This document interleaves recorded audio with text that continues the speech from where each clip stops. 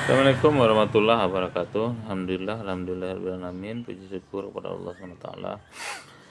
Salawat dan salam kepada Nabi besar Muhammad sallallahu alaihi wasallam. Allahumma salli ala sayyidina Muhammad wa ala ali Muhammad. Eh,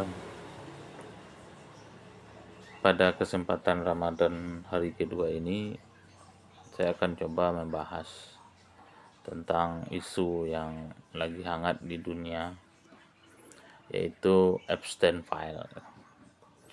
Mungkin bagi pemirsa sebagian pernah mendengar Epstein File.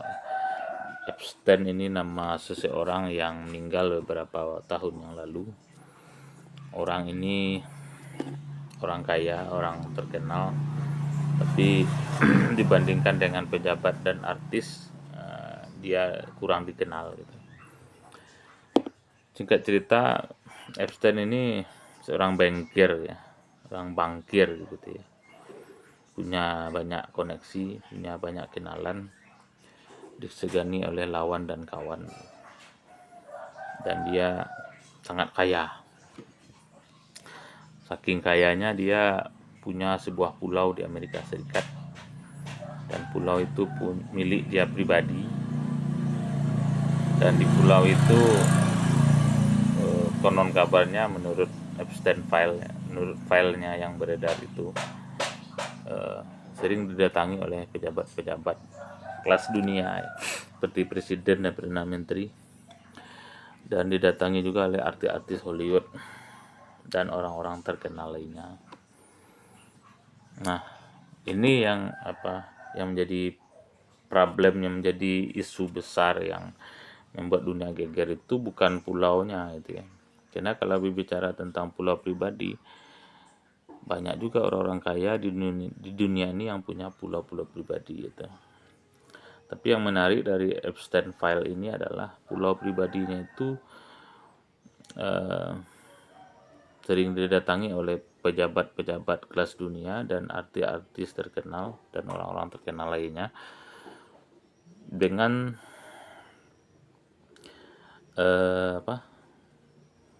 dengan isu yang aneh-aneh. Jadi kalau sekedar ada pulau mewah kemudian didatangi oleh artis atau orang terkenal atau pejabat, itu kan bisa saja terjadi di mana saja gitu ya. Tapi yang menarik dari Epstein File ini adalah, dari pulaunya Epstein ini adalah, ada ritual-ritual yang aneh dan mengerikan yang terungkap di file yang beredar itu. Nah, ritual-ritual aneh dan mengerikan inilah yang membuat dunia geger gitu.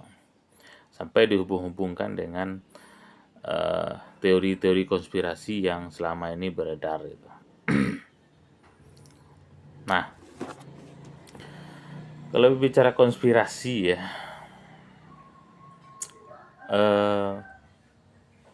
Allah Subhanahu wa taala dalam Al-Qur'an juga mengatakan, makarallah wallahu khairul makirin. Makaru wa makarallah wallahu khairul makirin. Mereka berbuat makar dan Allah juga berbuat makar kepada mereka. Dan makarnya Allah adalah sebaik-baiknya makar gitu. Nah, makar ini kalau bahasa kitanya konspirasi. Apa itu konspirasi? Sederhananya konspirasi itu adalah persekongkolan, perseteruan, persekutuan gitu ya.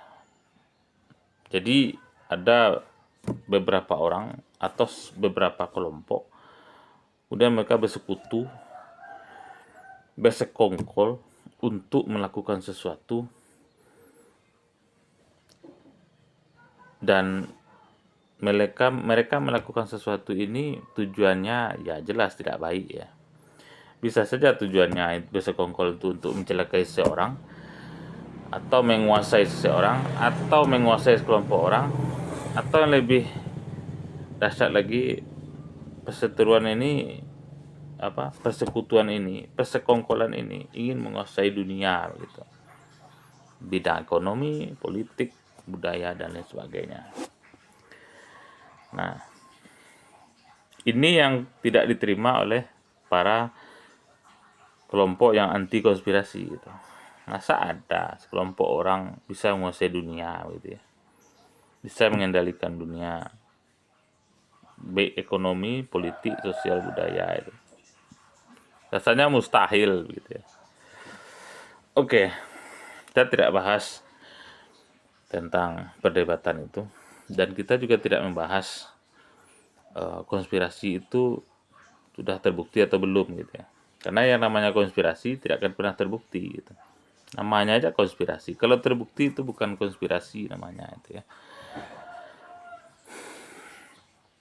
Terkait dengan makar atau persekongkolan, sebenarnya kalau kita lihat sejarah ribuan tahunnya lalu persekongkolan itu sudah terjadi gitu ya. Bahkan di zaman para nabi dan rasul persekongkolan itu terjadi. Misal anak Nabi Adam ya. Si Qabil yang tidak suka dengan Habil karena menikahi Ikrimah, ya, saudara kembarnya itu, saudara perempuan kembarnya itu. Si Qabil berusaha menyingkirkan si Habil ini dengan cara membunuhnya gitu. Apakah si Qabil membunuh Habil ini karena tiba-tiba begitu saja? Enggak. Dimulai dari bisikan setan, kemudian menyusun strategi, kemudian melakukan tindakan pembunuhan sesuai dengan rencana, dan akhirnya berhasil membunuh si Habil gitu. Ini kan konspirasi juga ya, dimana si Qabil ini bersekongkol dengan setan gitu, atau setan yang bersekongkol dengan si Qabil gitu. Kemudian kisah yang paling terkenal adalah kisah Nabi Yusuf. Nabi Yusuf kecil yang dianiaya dan dibuang oleh saudara-saudara ayahnya, saudara-saudara si ayahnya itu 12 orang bersaudara gitu ya.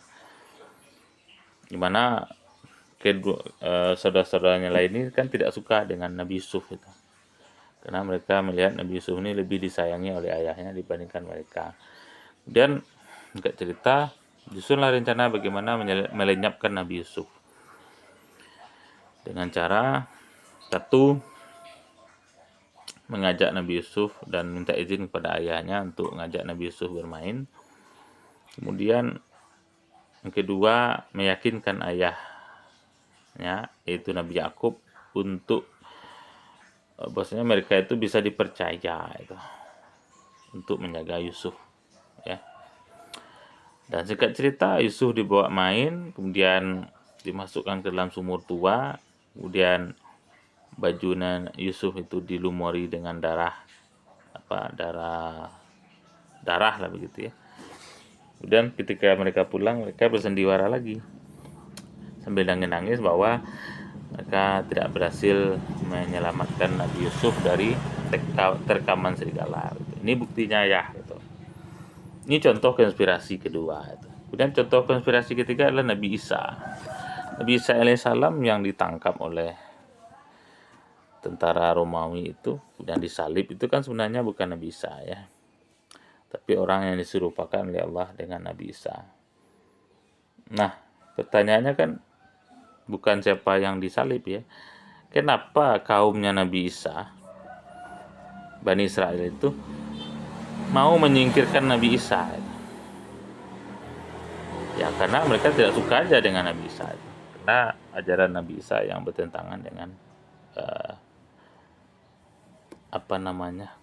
hawa nafsu mereka gitu. Nah, persekongkolan untuk melenyapkan Nabi Isa ini kan konspirasi juga namanya. Kemudian yang paling banyak konspirasi itu terjadi zaman Rasulullah itu.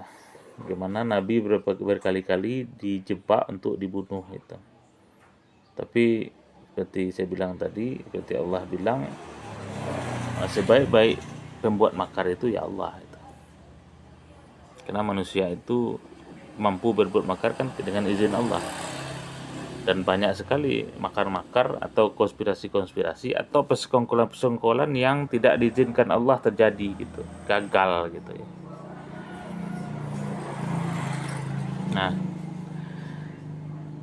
Jadi berbicara tentang konspirasi global gitu ya, bisa saja datanya itu ada benarnya dan bisa saja tidak seperti yang diberitakan gitu. Bisa saja. Jadi kemungkinan iya, kemungkinan tidak gitu. Bukan berarti semua kesekongkolan itu tidak ada. Persekongkolan itu udah ada di sekitar kita. Persekongkolan itu terjadi gitu. Cuma memang sengaja datanya itu disembunyikan atau memang datanya tidak ada gitu. Atau kita jelaskan dulu data itu apa gitu. Berupa apa? Apakah orang yang berbicara sesuatu kemudian kita tolak karena datanya tidak ada itu? Bisa saja ada orang yang jujur gitu ya, dia bicara sesuatu tapi karena datanya hanya ucapannya kita tolak itu, padahal ucapan itu juga data. Nah, dalam Islam kita juga mengenal istilah sanad gitu. Sanad keilmuan gitu, yang sama sekali tidak ada dalam model atau metode keilmuannya barat gitu atau modern gitu. Apa itu sanad gitu? Sanad itu kan rantai